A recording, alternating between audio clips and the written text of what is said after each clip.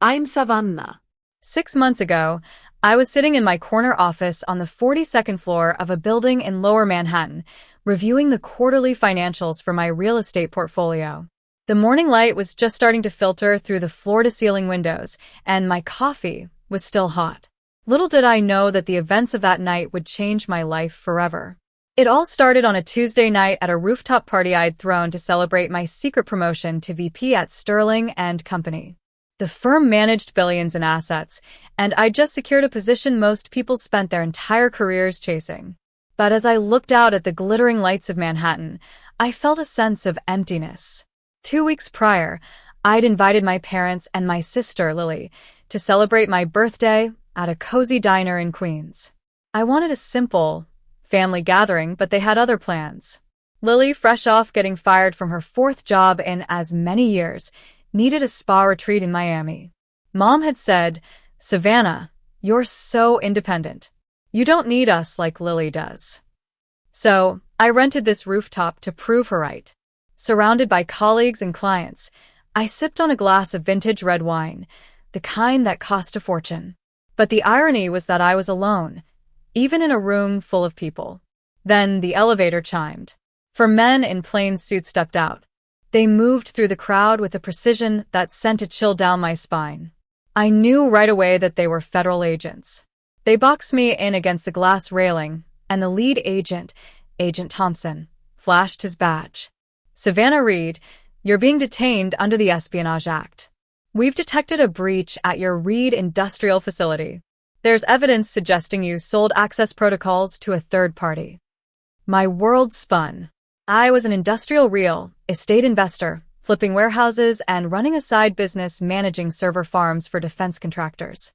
Everything was legal, above board. I stammered. I didn't sell anything. But my voice sounded far away. They led me to a black armored vehicle parked in the alley behind the building. Inside was a cramped, high-tech room, a sensitive, compartmented information facility. Agent Thompson sat me down and showed me surveillance feeds on a tablet. There were 2 figures in hoodies trying to break into my warehouse, which was actually a secure server facility for defense contractors. Just then, my phone vibrated. It was a text from Lily. "Money received. Sold your old storage unit to CityFlip for $380,000. They wired the cash right away. I put it in the family trust for my new business. You're welcome."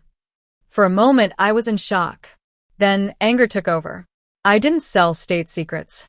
My sister sold the building to a wholesaler without my knowledge, I said through gritted teeth.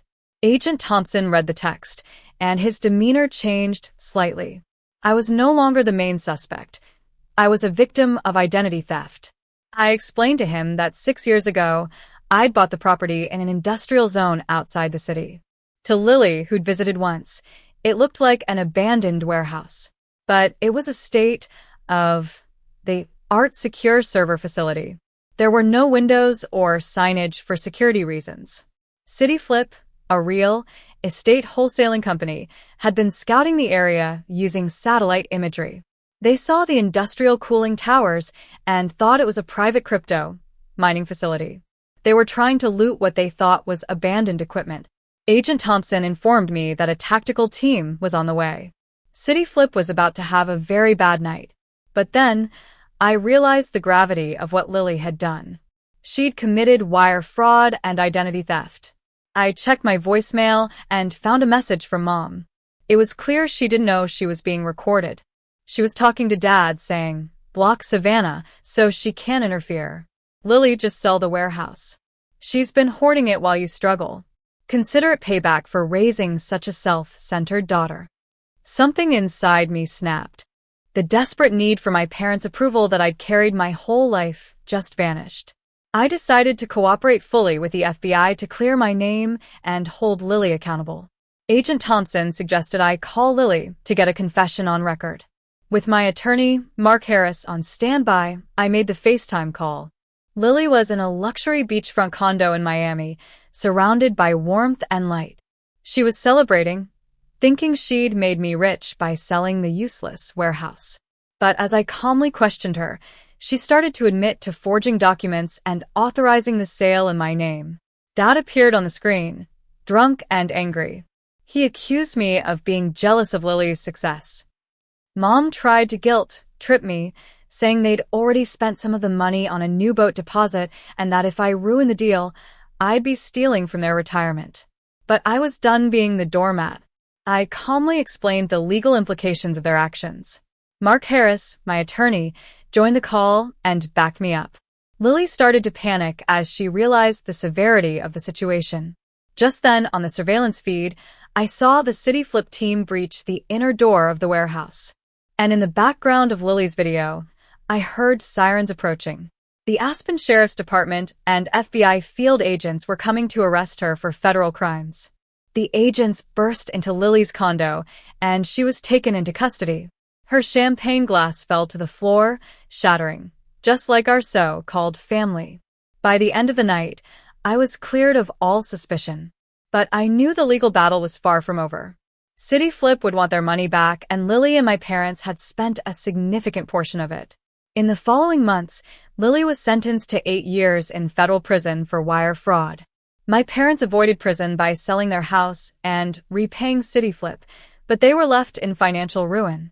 They called me, begging for forgiveness, but I changed my number after the third call. I bought the former headquarters of City Flip at a foreclosure auction.